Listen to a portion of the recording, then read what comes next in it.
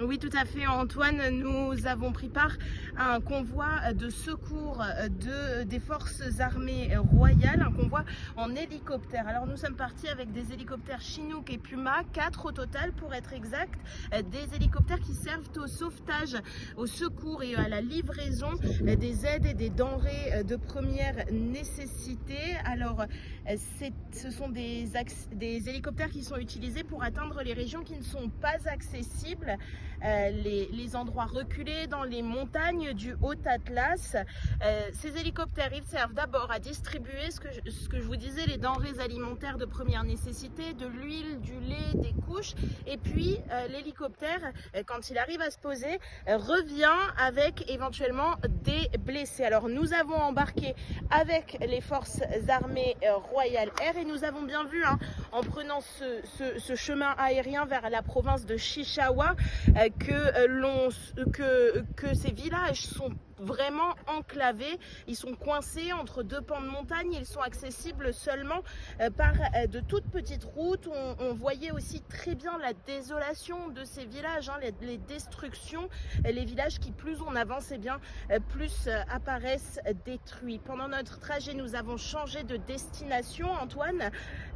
C'est vous dire comment le moindre élément peut mettre en péril, perturber une mission de secours comme celle-ci. Nous devions atterrir normalement près de la commune d'Imindunit, mais une fois arrivé dans la zone, il a fallu changer bien de point d'arrivée à cause des nuages qui recouvraient la montagne, la commune. Une fois au-dessus de cette commune d'Imindunit, eh bien nous n'avons tout simplement pas pu nous poser. Alors les kits de denrées et les kits alimentaires de premier secours ont été largués en direction de cette commune d'Imindunit pour que les populations puissent les récupérer.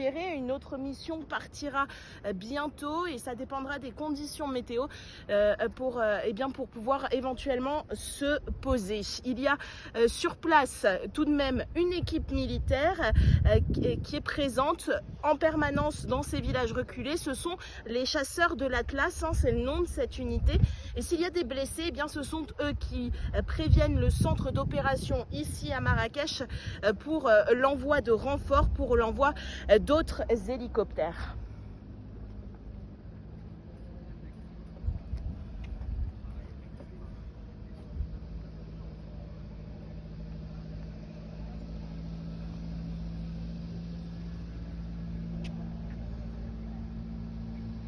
Alors du décollage depuis la base jusqu'au survol de cette commune d'Imindunit qui est vraiment nichée dans la montagne, dans l'Atlas, dans la province de Chichawa, nous avons mis, je dirais, entre 20 et 30 minutes, voilà, 25 minutes à peu près pour y aller, 25 minutes pour revenir. C'est un trajet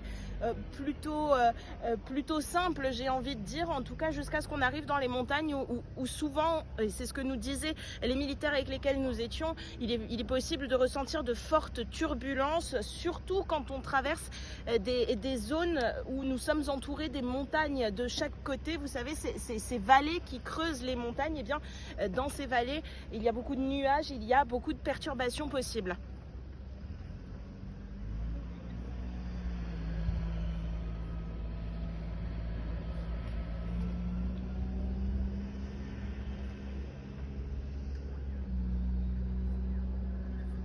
Merci.